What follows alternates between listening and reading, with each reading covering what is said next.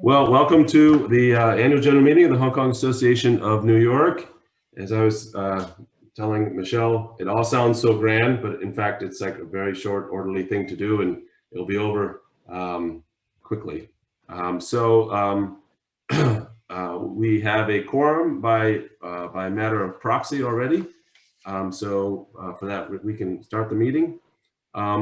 Each of you should have received a bit of a fancier agenda and overview than we normally have for a board meeting, and we're going to go through that, and then at the end of that, and we'll go through some financials very briefly, and then at the end of that, we'll elect the class of directors that are up for election this year. So I guess first we can go to the financial report. Is that out of order? No, we're going to go to financial report later. No, I'm still sorry. We have a long welcome and activity review. That's what we're doing. Sorry. So, as most of you know, we've obviously been on Zoom all year long, and yet we've still managed to maintain some degree of regularity and hopefully relevant and impactful meetings and information throughout 2020 and 2021 for this fiscal year. And some of those, and we've also had what we call supporting activities. So some of them have not necessarily all been our activities. They've been in support of HKTDC, HKETO, and some of our sister, we've really tried to get involved more with our sister associations. So Atlanta and California in particular. And then we did an event in connection with the World Trade Week. Although I just did a video of it, so I'm not sure what actually happened in that World Trade Week. I think I had the video is actually being posted already, Don. Everyone's looking at you already. Okay, so I said a little thank you video, and unfortunately I couldn't attend it myself, but hopefully that was good as well. So we'll get into some maybe of our future programs that we're hoping to have this coming year. But first, while we have Michelle go through two things. We have an event coming up next, I keep forgetting what day that is, next Wednesday. And Michelle, we just got off a pre-call about that. Should be a pretty good event, should be a very good event. Michelle, why don't you tell us about that? Sure. So I just want to invite everyone to join our upcoming webinar at 7 p.m. next Wednesday, May 26th. It's called Stronger Together, How Hong Kong Aid Support the Asian American Community. We are collaborating with Hong Kong Aid of Atlanta and also San Francisco to host this meaningful event for our members and community. Councilman Honest Anders Fong, he's gonna be from California. Community leader Mr. Fred Tan from New York, and also diversity advocate Mr. Henry Yu from Atlanta. They will all be joining our panel discussion. So they will be sharing community efforts to fight the anti-Asian hate.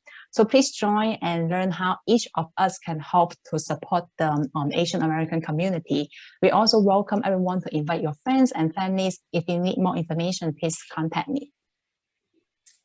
Great, and you can see on that little page there, Mark Stoblin, if you don't know him, he's head of the Midwest Association, so he'll be saying some words. And then they've asked me to be the moderator, so if you all join and ask questions, I'll have to only ask a few questions if you guys can join as well, so that would be great. So next we can move to our marketing initiative. Is that anything else on that, Michelle? That's it. I mean, if anyone is, we welcome anyone to join the event. If you need more information, just let me know. Good, excellent, it should be good. So then, Michelle, why don't we also talk about the marketing initiatives? I mean, to be frank, Michelle's been really great at coming up with different types of marketing and engagement ideas, and this slide shows a number of them. So Michelle, why don't you go through those as well? Sure. So in the past fiscal year, we have launched 5 different marketing initiatives to raise our association's profile. First of all, we revamped our official website by including more information of the corporate members and board members. So thank you so much for everyone's contributions in it. And we also boost our social media engagement, especially in LinkedIn and Instagram. From July 2021 to April 2021, from July 2020 to April 2021, we increased more than 35% followers on LinkedIn and also 173% followers on Instagram. We will continue working to be the Hong Kong related information hub for all the audience. In 2021, we launched our newsletter, the Hong Kong Association of New York Post. We share a timely resource of our own associations and connections. The open rate for all those e-blasts is between 21 to 32%, while the click rate is between 2 to 5%. Moreover, we initiate the honorary membership award to promote our associations to international corporations. We hope to bring more valuable connections for our members. Fossil was our first awardee, and we are continuing to search for the next candidate. Last but not least, we just launched our cultural interviews, Hong Kong Stories in New York. Our first interviewee was Miss Jessica Lee, a Hong Kong-born and raised actor who is pursuing her career in New York right now. The response rate for her interview was really good. Thank you so much for Hong Kong ETO's promotions of our videos as well. We have lined up a few other interviewees for the series, including small business owners, former news anchors, and also language Cantonese professionals. And we are hoping to promote Hong Kong cultures via this series. So if anyone is interested in promoting our interviews, please also let me know. I'm going to share more information. Right. I particularly like those cultural interviews. I think it's a really interesting twist on something we haven't done before. And so hopefully everybody else can get a chance to look at those. So any comments on any of that? Any suggestions about what we might do more from a marketing perspective? Of course, marketing is also developing more members. So anybody, any comments, any suggestions? If not, you can talk to us later. That's fine as well. All right, so yes, please. Hi, hello everyone. Nice to see you. I would just like to thank Michelle for sharing a lot of the Hong Kong Tourism Board promotional materials to the members. So it's much appreciated. Thank you so much, Linda. Always my pleasure. Great, thank you, Linda. Okay. And then we have a page on our strategic roadmap. That's basically what we're hoping to continue to do and do a little bit more of perhaps in the coming year. So did I hear somebody? No? Obviously, we'll continue with the virtual programs. I think we'll continue with virtual programs even when we start mixing in the in-person events because they're quite efficient and cost effective. But, starting now, I guess, maybe starting in July, we can start thinking about in-person events. Typically, we don't do almost any events over the summer, and we've been kind of dormant, and then we start again in September. So, if anybody has comments about whether they feel comfortable with in-person events in July, or they kind of want to wait till September and just see how this opening works out, please let us know, because that will help guide us on what sort of in-person events we might start. And if anybody's sort of uncomfortable with that setup, the more information we have, the better, so we can figure out how to move forward. We also have, we've been increasingly working with other Hong Kong associations, mostly across the US. We think we'll continue to do that. And this event next Wednesday is an example of that, because we have both California and Atlanta and New York involved. And so we think that's a great thing.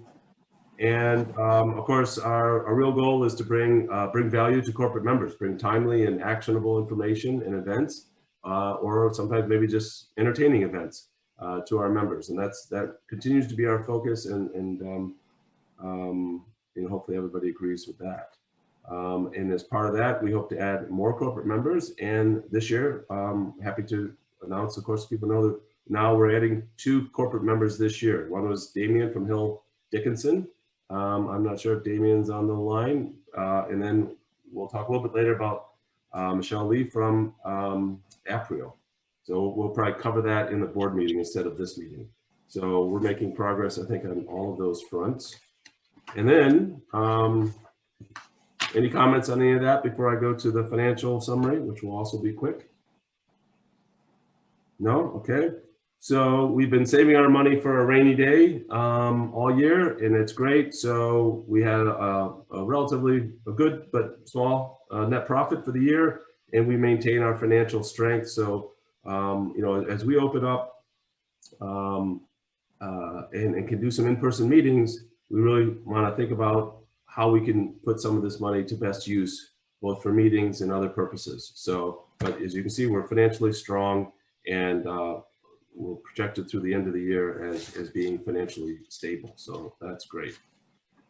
So if there's no questions or comments, we'll move to the main point of the AGM, which is voting of the board members. You may all remember that we have 3 classes. There's class 1, class 2, class 3. Class 3 are permanent, sort of permanent non-elected members from our sponsors, such as ETO and TDC and so on, and Tourism Council. And but with this year we are re-electing class 1. So we sort of want to make sure everybody wanted to continue on in that capacity. All the class 1 directors agreed that they would, so they've been nominated. And you can see we have a class 2 director, but we didn't want to have too many directors in different classes. So when Damien came on board, he's a class 2 director, so he'll be up for re-election next year. Our nominated directors for this year are Douglas Lee, Rex Lowe, myself, Donald Moore, Andrew Odell, and Raymond Wong and Diane Zieski. So Sylvia, would you like to tell us what proxies we have and how the voting went? We have 17 proxies. I mean, you can just call the election. Right, exactly. So we have 17 proxies out of 21, I think.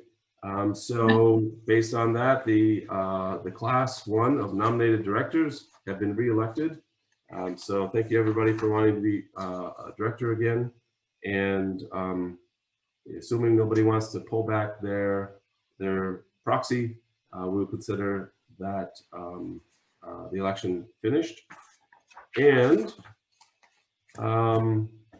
then we can adjourn and we'll move on to the board meeting. So our message on the adjournment is please join us for the event on next Wednesday on the 26th.